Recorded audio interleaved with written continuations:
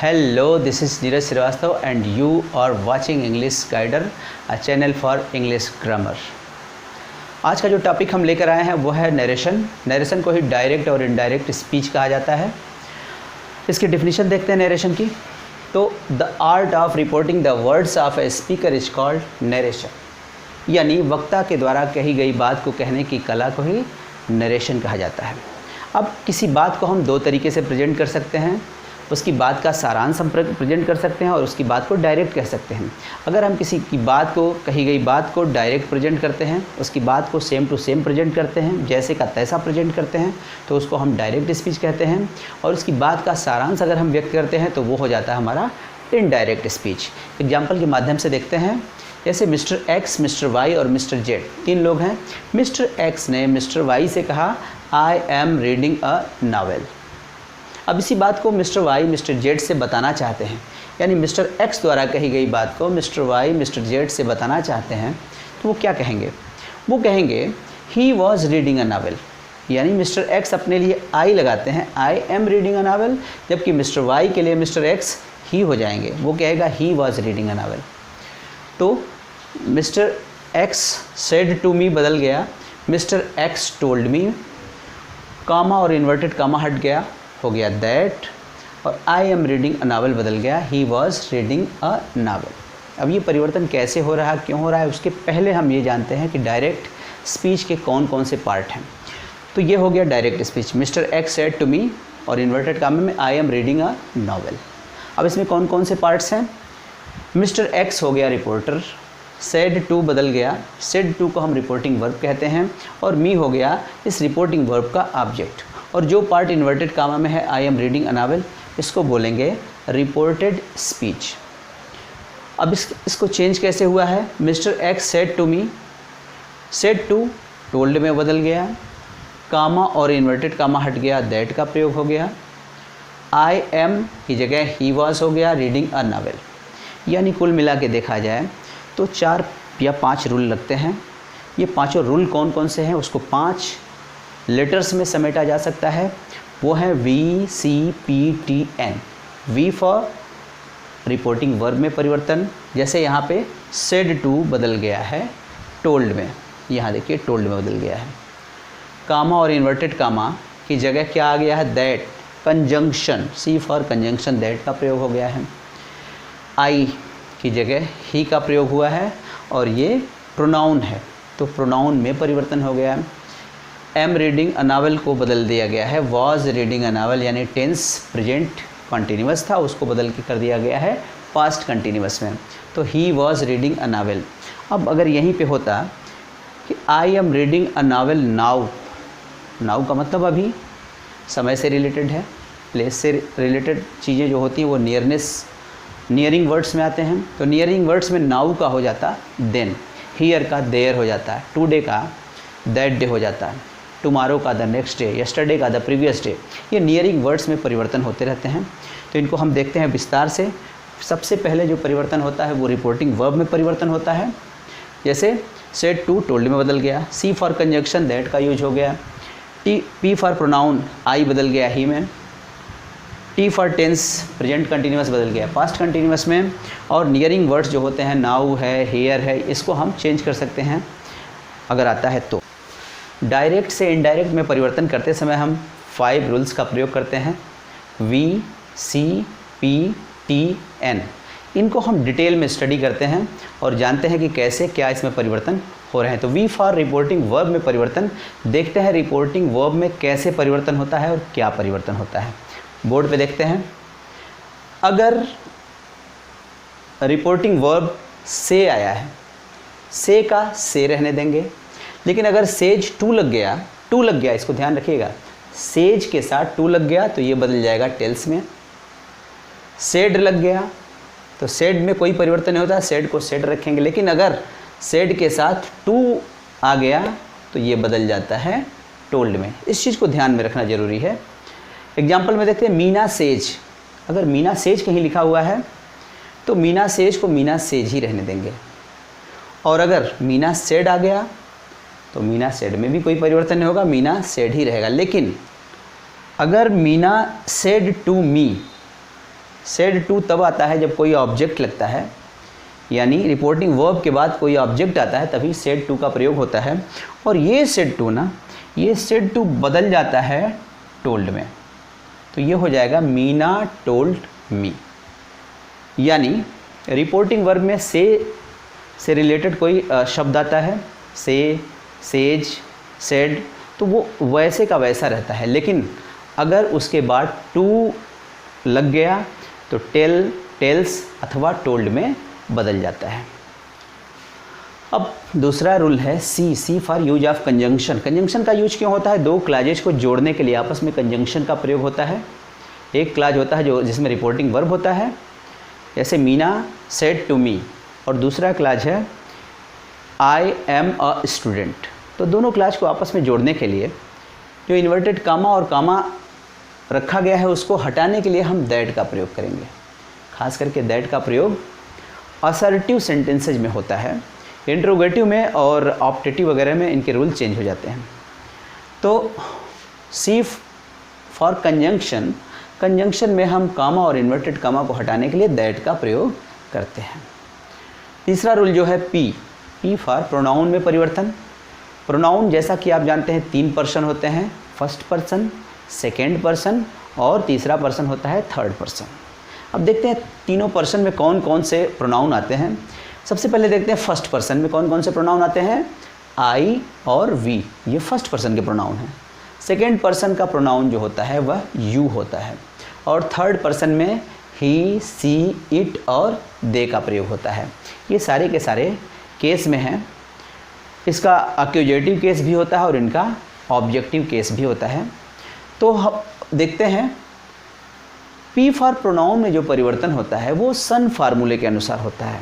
SON, SON वो हिस्सा होता है जो रिपोर्टिंग वर्ब के साथ होता है। जैसे मीना सेड टू मी, इसमें देखिए मीना सेड टू मी, यहाँ पे देखिए Meena said to me, Meena subject हो गई, सेड टू रिपोर्टिंग वर्ब हो गया और मी ऑब्जेक्ट हो गया। यहाँ पे उन्हीं का उल्लेख हो रहा है। S फॉर सब्जेक्ट हो गया, O फॉर ऑब्जेक्ट हो गया और N का मतलब होता है नो चेंज, N में कोई परिवर्तन नहीं। इसको कैसे यूज करते हैं हम समझा रहे हैं आपको। अगर रिपोर्टेड स्पीच जो भाग इन्वर्टेड कामा में होता है उसमें जो प्रोनाउन आता है अगर फर्स्ट पर्सन का प्रोनाउन है, फर्स्ट पर्सन का मतलब आई और वी में से कुछ आता है, इनसे रिलेटेड प्रोनाउन आता है ऑब्जेक्टिव और पजेसिव का, तो हम इसको रिपोर्टिंग वर्ब के सब्जेक्ट के अनुसार चेंज करते हैं। अगर सेकेंड पर्सन का प्रोनाउन आता है किसमें, रिपोर्टेड स्पीच में, यानी जो भाग इन्वर्टेड कामा के अंदर होता है उसमें अगर सेकेंड पर्सन का प्रयोग होता है तो उसको हम रिपोर्टिंग वर्ब के ऑब्जेक्ट के अनुसार चेंज करेंगे।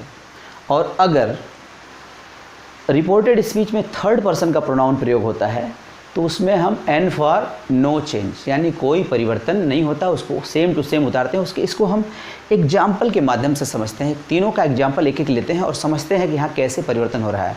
इसको ध्यान से देखिएगा, आपको बहुत अच्छे से समझ में आ जाएगा। जैसे पहला सेंटेंस है Meena said I am a student.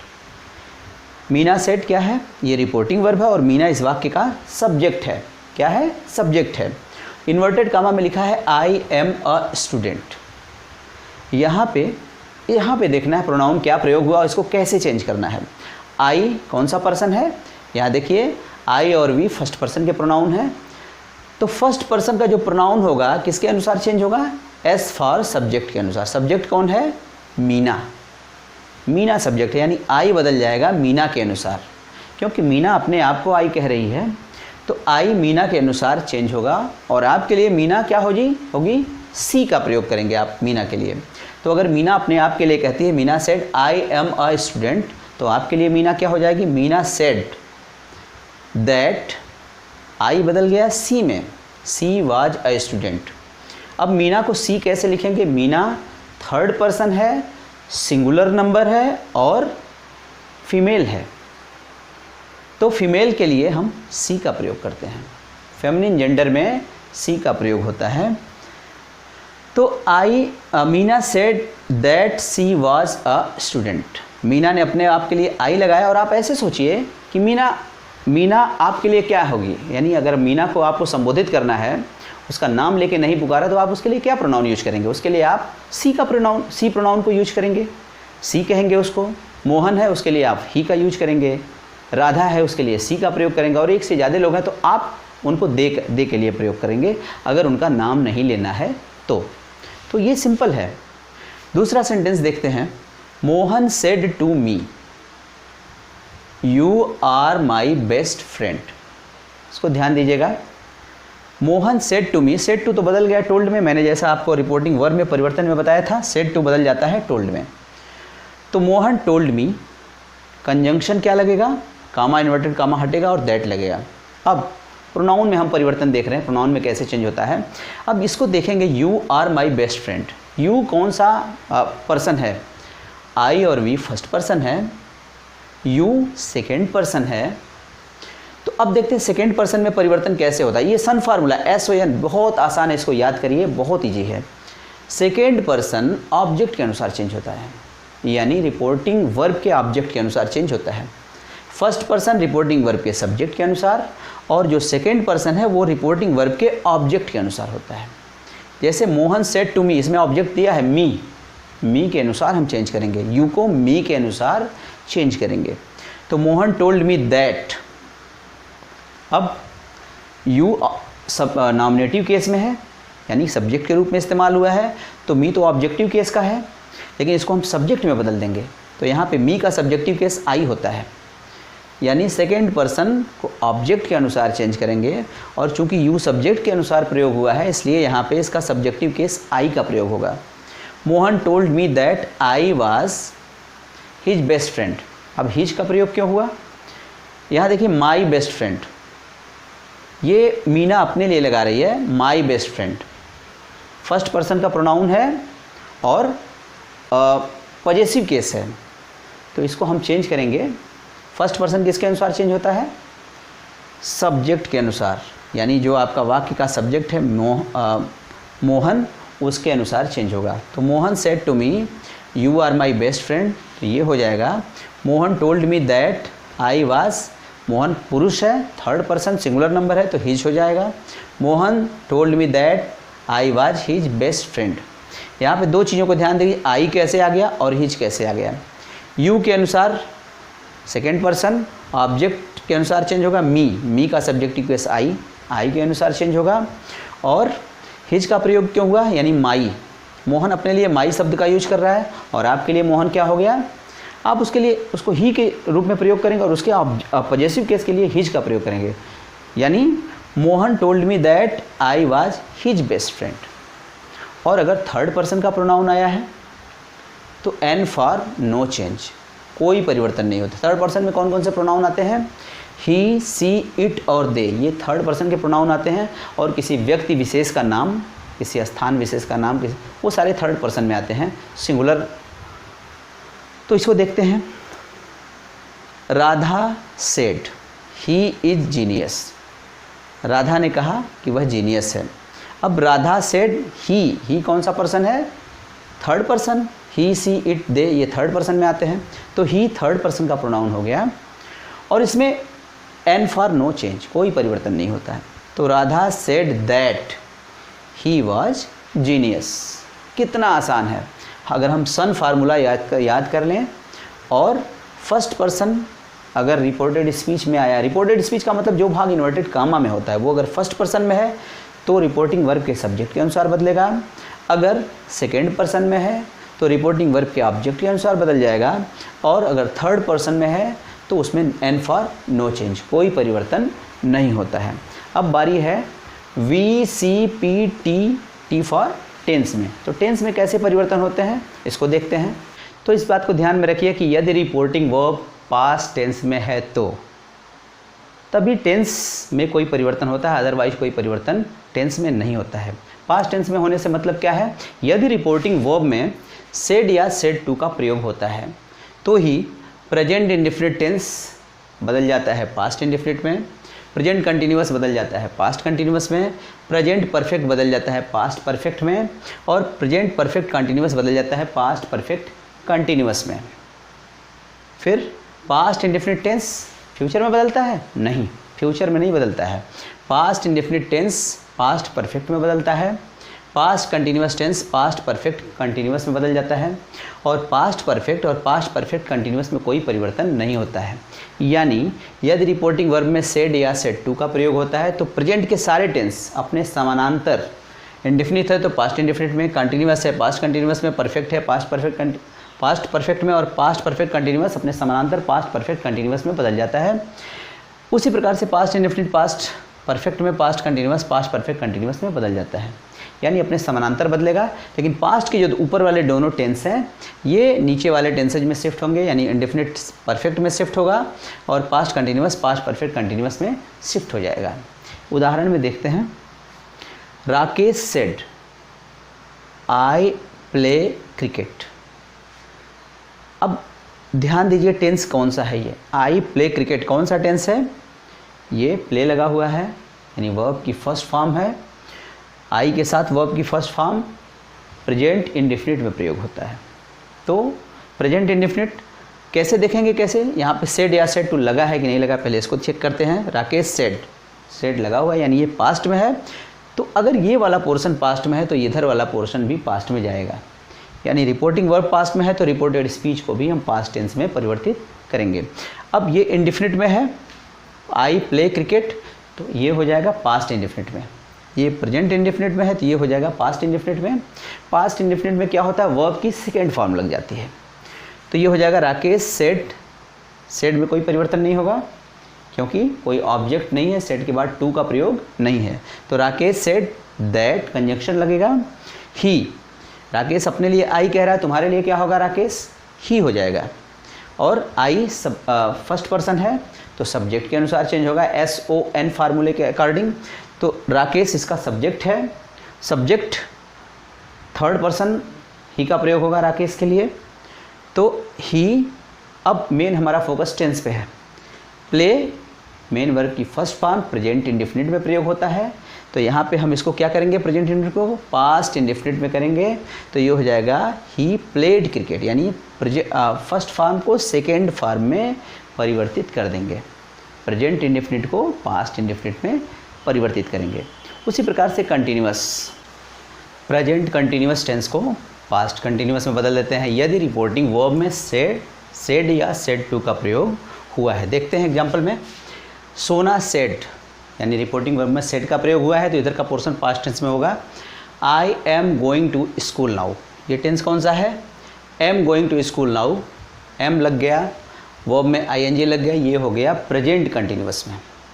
तो I am going to school now ये हो गया प्रेजेंट कंटिन्यूअस में, और इसको चूँकि यहाँ पे सेड वर्ब का प्रयोग हुआ है इसलिए यहाँ पे हम यूज करेंगे I am going to school को बदल देंगे पास्ट कंटिन्यूअस में, तो हो जाएगा सोना सेड, क्योंकि सेड को सेड ही रहने देंगे। कामा इन्वर्टेड कामा के लिए हम दैट का प्रयोग करेंगे, और आई फर्स्ट पर्सन का प्रोनाउन है, SON फार्मूले के अनुसार सेकेंड सब्जेक्ट के अनुसार चेंज होगा।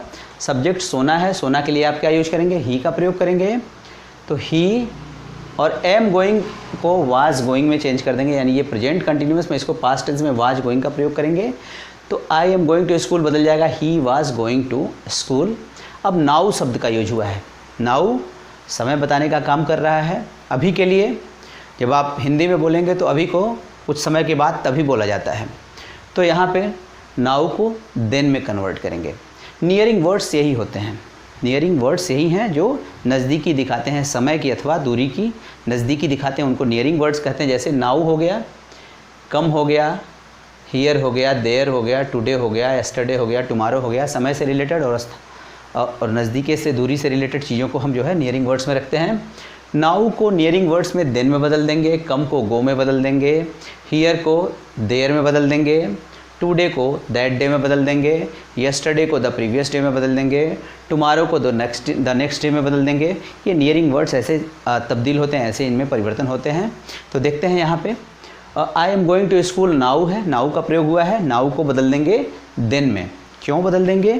क्योंकि ये जब सोना ने ये बात कही थी तो वो उसी समय की बात कर रहा था जिस समय वो स्कूल जा रहा था, लेकिन इस बात को कब कन्वर्ट किया गया है, कब कहा गया है, वो समय बीत गया। तो Sona said that he was going to school then, now बदल गया देन में, क्योंकि ये बात अब उस समय नहीं कही जा रही है, उसके बाद किसी वक्त में कही जा रही है। तो he was going to school then, यानी अभी को बदल दिया गया तभी में। अब इसी प्रकार से फ्यूचर में विल और शैल का प्रयोग होता है, और modal verbs can, could, may, might इनका प्रयोग होता है। इनको देखते हैं कैसे परिवर्तन करते हैं। तो यदि रिपोर्टिंग वर्ब में सेड या सेड टू का प्रयोग हुआ है तो कैन बदल जाएगा कुड में, मे को बदल देंगे माइट में, क्योंकि ये कैन का पास्ट टेंस कुड है, मे का पास्ट टेंस माइट है। विल बदल जाएगा वुड में, शैल शुड में, लेकिन मस्ट में ही रहेगा। कुड ये खुद ही पास्ट टेंस में है तो कुड को हम कुड ही रहने देंगे। माइट ही रहेगा, वुड रहेगा, शुड रहेगा, आट टू में ही रहेगा। यानी जो चीज़ें पास्ट में बदलने लायक हैं उनको हम पास्ट में बदल देंगे, लेकिन जो ऑलरेडी पास्ट टेंस में है उसको हम चेंज नहीं करेंगे, खास करके मॉडल्स में। Could, might, would, should, must, ought to में ही रहेगा। इससे रिलेटेड कुछ एग्जाम्पल्स देख लेते हैं। अब हम डायरेक्ट स्पीच को हम 5 पार्ट्स में पढ़ेंगे। Assertive sentence, interrogative sentence, imperative sentence, exclamatory sentence और ऑप्टेटिव सेंटेंस। ये 5 टेंस के अंतर्गत चेंज करते हैं, और इसमें थोड़े थोड़े रूल्स में चेंज होते हैं। यही बेसिक है, यही चीज़ उसका बेसिक है, बस हल्का थोड़ा थोड़ा परिवर्तन होगा इसमें, और जो कि बेहद आसान होगा। एक बार आपने इसको समझ लिया तो उसको समझना कोई बहुत मुश्किल नहीं होगा, बहुत ईजी हो जाएगा। आइए असर्टिव सेंटेंस में कुछ एग्जाम्पल्स और लेते हैं। सबसे पहला एग्जाम्पल है she said to me I can help you. इसमें कैन मॉडल का यूज हुआ है, इसको मॉडल में कैन का कुड हो जाता है यदि रिपोर्टिंग वर्ब पास्ट टेंस में है तो देखते हैं इसको कैसे सॉल्व करते हैं। सी सेड टू मी बदल जाएगा she told me, said to को हम बदलेंगे टोल्ड मी में। दूसरा जो परिवर्तन होगा कंजंक्शन दैट का प्रयोग हो जाएगा।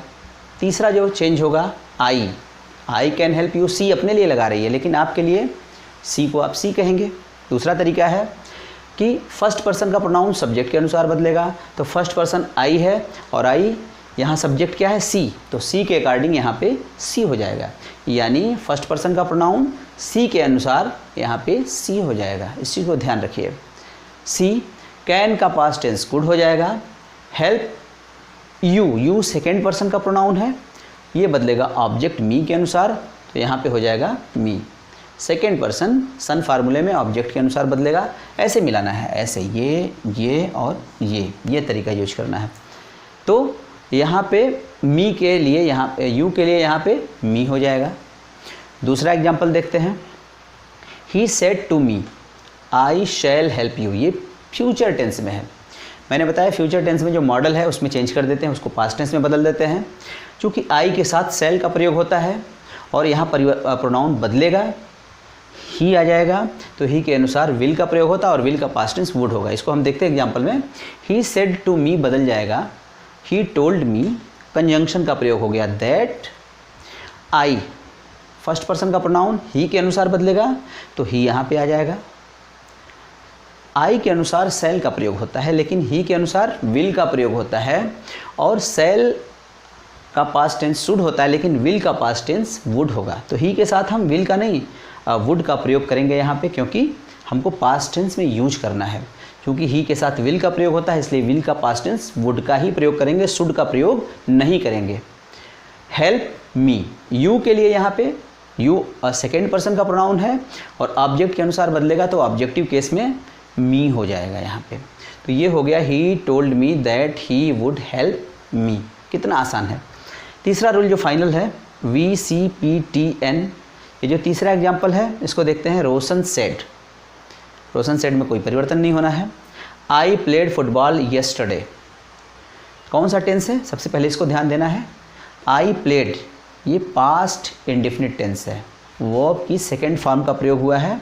I played football yesterday, yesterday यानी बीता हुआ कल, तो ये चेंज हो जाएगा। रोशन सेड, सेड को सेड रहने देंगे, यानी वी में परिवर्तन जो हो गया वो सेड का सेड रहेगा। सी फॉर कंजंक्शन का use, comma inverted comma that हो गया। पी फॉर प्रोनाउन का प्रयोग। आई बदल गया ही में क्योंकि रोशन थर्ड पर्सन सिंगुलर नंबर है पुरुष है, मैस्कुलिन है, इसलिए यहाँ पे ही का प्रयोग होगा। रोशन को आप भी ही कहोगे, उसका प्रोनाउन रोशन नाउन है, रोशन के लिए प्रोनाउन जो यूज होगा वो ही का प्रयोग होगा। तो Roshan said that he a played verb की सेकेंड फॉर्म है, लेकिन पास्ट इंडेफिनिट को हमने बताया था कि बदलेगा पास्ट परफेक्ट टेंस में, और परफेक्ट टेंस में हैड के साथ वर्ब की थर्ड फॉर्म का प्रयोग करेंगे। तो यहाँ प्लेड सेकेंड फॉर्म है वर्ब का, लेकिन यहाँ पे हैड के साथ प्लेड जो लगा है ये वर्ब की थर्ड फॉर्म है। प्ले, प्लेड, प्लेड, वो लास्ट वाला प्लेड है। ही हैड प्लेड फुटबॉल, और यस्टरडे जो नियरिंग वर्ड्स होते हैं उनको हम चेंज करते हैं, तो यस्टरडे बदल जाएगा द प्रीवियस डे में। तो ये हो जाएगा Roshan said that he had played football the previous day. यानी पांचों रूल्स का प्रयोग हुआ है, VCPTN। तो इसी के अकॉर्डिंग VCPTN से हम पूरे के पूरे डायरेक्ट को इनडायरेक्ट में चेंज करेंगे। ये 5 लेटर्स याद करने की ज़रूरत है, उनको प्रयोग करिए। 5 रूल्स आपकी 5 उंगलियों में है। असर्टिव सेंटेंसेज में हम कुछ एग्जांपल्स और देखते हैं, जैसे she said I have a car. ये रिपोर्टिंग वर्ब में ऑलरेडी पास्ट टेंस सेड का प्रयोग हुआ है, और ये टेंस कौन सा है, I have a car, present perfect tense है। तो रूल क्या कहता है, यदि रिपोर्टिंग वर्ब में सेड या सेड टू का प्रयोग हो, यानी कि रिपोर्टिंग वर्ब यदि पास्ट टेंस में हो, तो प्रेजेंट परफेक्ट को हम किस में बदल देते हैं, ठीक उसके सामने पास्ट परफेक्ट में। तो आई हैव अ कार बदल जाएगा, हैव को हैड में चेंज कर देंगे। देखते हैं यहाँ पे सी सेड, सेड को सेड रहने देंगे क्योंकि इसके बाद कोई ऑब्जेक्ट का प्रयोग नहीं है, टू का प्रयोग नहीं है सेड टू के बाद, सेड के बाद। कामा इन्वर्टेड कामा को हम दैट में प्रयोग करेंगे। अब आई फर्स्ट पर्सन चेंज होता है सब्जेक्ट के अनुसार, रिपोर्टिंग वर्ब के सब्जेक्ट के अनुसार, सी के अनुसार यहाँ पे सी आ जाएगा, आई बदल जाएगा सी में। दूसरा ऐसे सोचिए कि सी अपने लिए आई लगा रही है, लेकिन आपके लिए सी कौन हुई, आप सी को आई तो कहेंगे नहीं, आप सी को सी कहेंगे।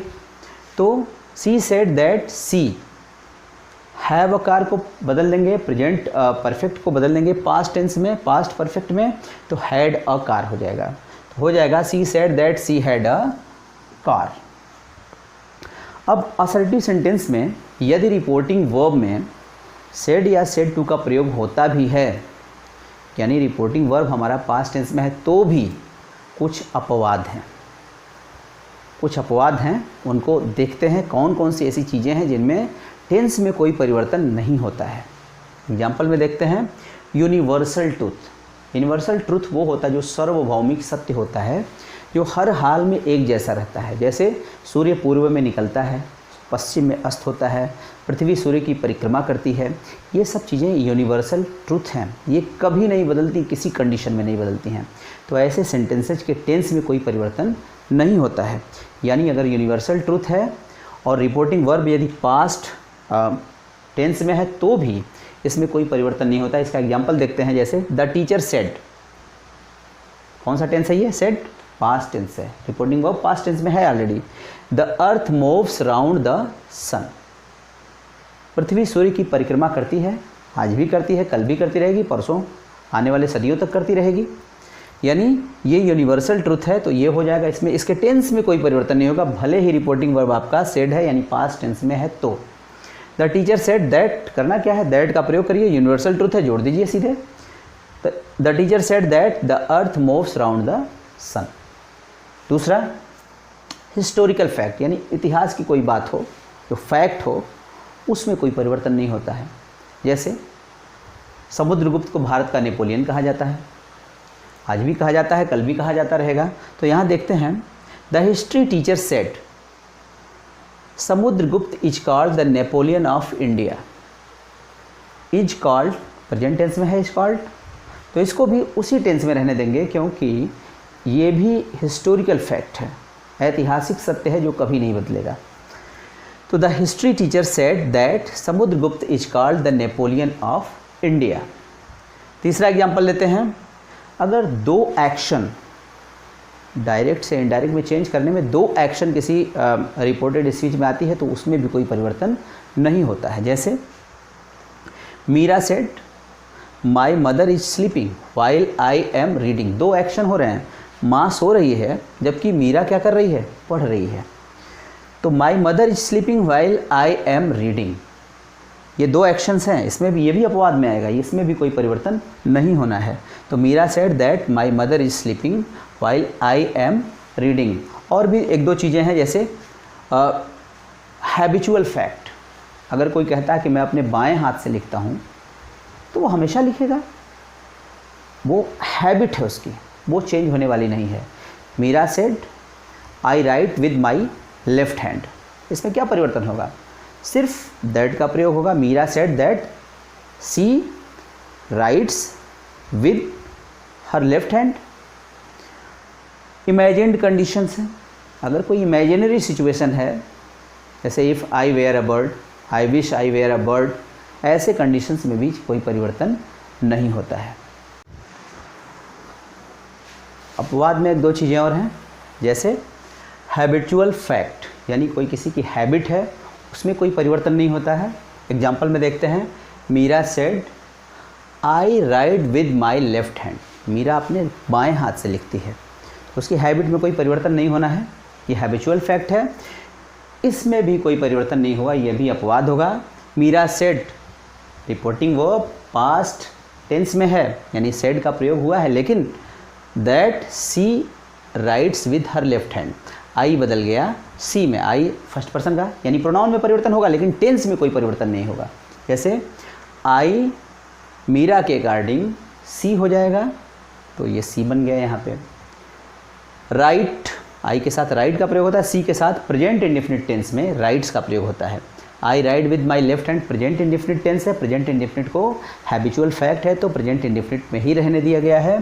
तो ये हो गया है सी राइट्स विद, माई अपने लिए मीरा लगा रही है, आपके लिए क्या हो जाएगी? हर हो जाएगी, लेफ्ट हैंड। दूसरा जो है इमेजिन्ड कंडीशन, अगर कोई इमेजिनरी कंडीशन है तो वहाँ पर भी अपवाद है और उसमें कोई परिवर्तन, उसके टेंस में कोई परिवर्तन नहीं होगा। प्रोनाउन बदलेगा लेकिन टेंस में कोई परिवर्तन नहीं होगा। एग्जाम्पल के तौर पर देखते हैं, he said if I were rich I would help her.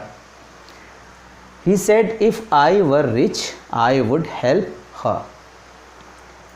He said, said को सेड रहने देंगे, कामा इन्वर्टेड कामा हटाने के लिए दैट का प्रयोग करेंगे। इफ़ आई बदल जाएगा ही के अकॉर्डिंग ही में, क्योंकि आई फर्स्ट पर्सन सब्जेक्ट के अनुसार चेंज होगा, फर्स्ट पर्सन सब्जेक्ट के अनुसार चेंज होगा, सब्जेक्ट ही है तो यहाँ पे ही आ जाएगा, subjective case. I were rich तो ही वर रिच हो जाएगा। आई वुड हेल्प हर, आई फिर बदल जाएगा इसके अकॉर्डिंग ही में, तो यहाँ पे ही हो जाएगा, he would help her. Her third person है, इसमें कोई परिवर्तन नहीं होना, यानी इसके टेंस में कोई परिवर्तन नहीं होगा। तो अपवाद में habitual fact, historical fact, universal truth और इमेजिनरी कंडीशन है, इमेजिनरी सिचुएशन है, ऐसे में कोई परिवर्तन नहीं होता है। यूनिवर्सल ट्रूथ जो सार्वभौमिक सत्य है उसमें भी कोई परिवर्तन नहीं होता है, हैबिट कभी नहीं बदलती। तो इस तरह से असर्टिव सेंटेंस में हमने VCPTN का पाँचों का प्रयोग किया है।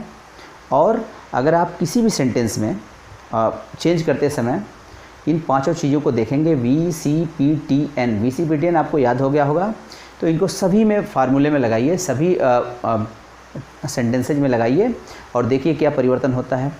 इसके आगे है इंट्रोगेटिव सेंटेंसेज, इसको हम अपने अगले पार्ट में वीडियो लेकर आ रहे हैं, क्योंकि वीडियो बहुत लंबा हो रहा है, इसलिए मैं इसका अगला पार्ट बनाता हूँ जल्दी ही और ये अपलोड करता हूँ।